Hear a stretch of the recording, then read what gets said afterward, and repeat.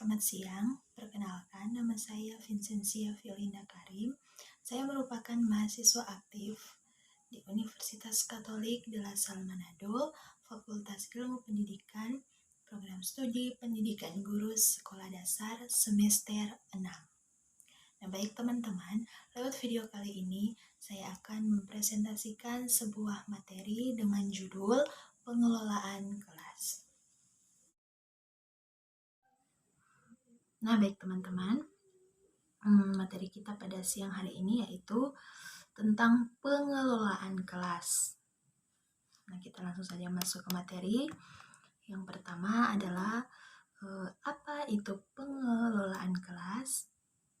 Teman-teman mungkin ada yang tahu apa itu pengelolaan kelas?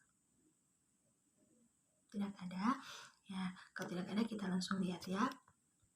Nah, di sini pengertian dari pengelolaan adalah sebagai suatu rangkaian pekerjaan atau usaha yang dilakukan oleh sekelompok orang untuk melakukan serangkaian kerja dalam mencapai tujuan tertentu. Nah, jadi di sini contohnya, misalnya ada suatu proyek ya, ada suatu proyek yang kemudian di situ akan dipilih orang yang menjadi kepala proyek atau orang yang akan menjadi bertanggung jawab dalam suatu hal tersebut, dalam suatu proyek tersebut. Nah, orang ini yang akan melakukan usaha, bagaimana dia berusaha agar proyek itu atau serangkaian kerja itu dapat mencapai tujuan yang telah disepakati bersama. Kita lanjut ya.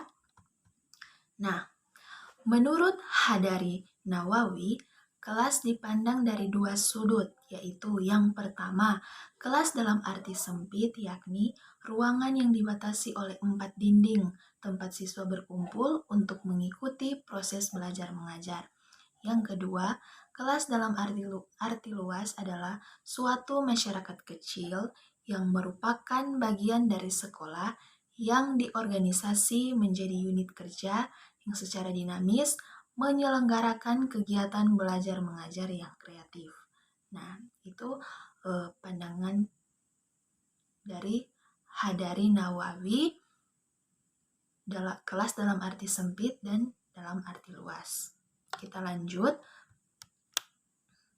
Nah, berdasarkan pengertian di atas, kita dapat menyimpulkan bahwa pengelolaan kelas adalah kegiatan-kegiatan yang dilakukan untuk menciptakan dan mempertahankan kondisi belajar yang kondusif agar proses belajar mengajar dapat terlaksana dengan baik dan efisien serta dapat mencapai tujuan yang diharapkan. Nah, itu adalah pengertian dari pengelolaan kelas. Baik, sampai di sini apakah penjelasan saya bisa dimengerti, teman-teman?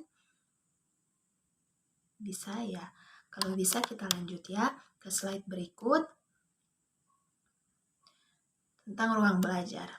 Nah, jadi ruang belajar merupakan tempat berlangsungnya kegiatan pembelajaran, lazimnya berbentuk ruangan kelas. Nah, ruangan tersebut tentunya harus ditata sedemikian rupa sehingga kegiatan pembelajaran dapat berlangsung secara optimal. Oleh karena itu, suasana dan penataan ruang belajar hendaknya memperhatikan paling tidak 4 kondisi berikut. Nah, baik teman-teman, kita lihat apa saja yang membuat suasana dan penataan ruang belajar itu membuat kita nyaman ya. Kita lihat. Nah, di sini ada 4.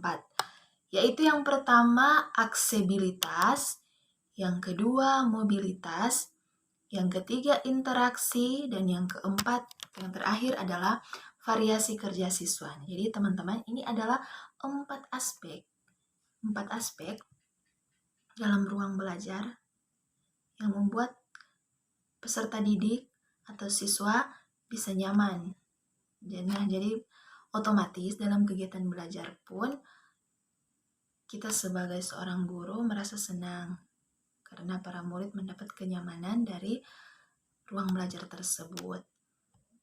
Nah, selanjutnya Aspek lain dari pengelolaan ruang kelas adalah keberadaan cahaya, kemudian aroma yang menyenangkan, dan bila memungkinkan, adanya musik yang dapat digunakan untuk tujuan penyegaran ketika siswa sudah tampak penat dari kegiatan belajar di kelas. Teman-teman, sebagai seorang guru atau sebagai calon guru, kita harus mengetahui ya aspek-aspek dari ruang kelas ini,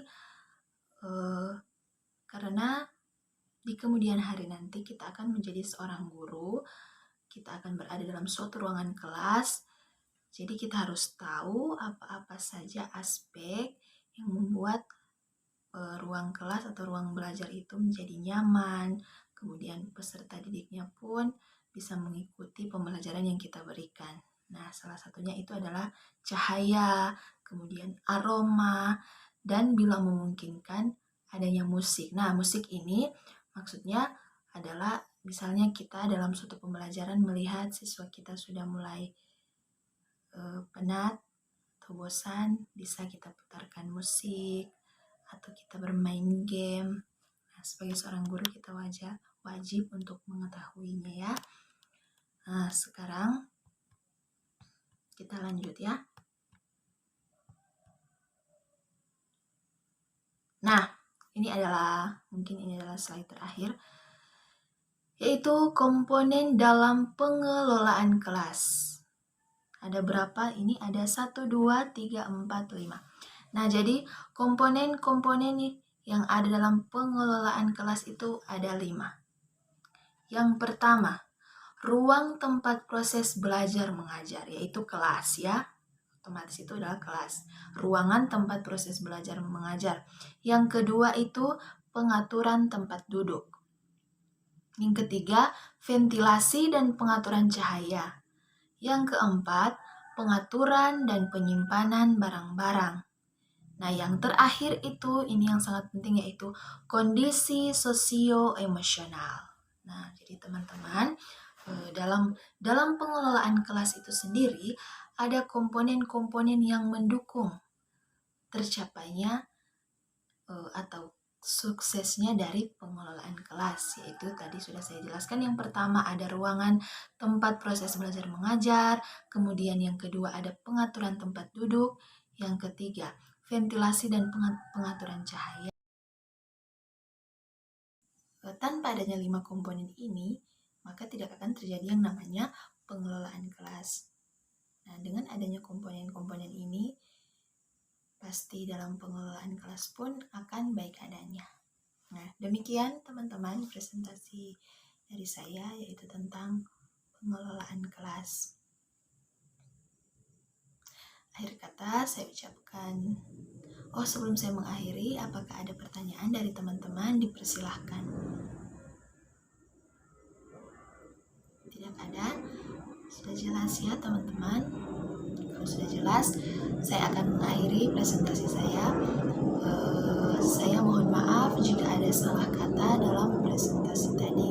Dan akhir kata saya ucapkan terima kasih dan selamat siang. Salam sehat semua.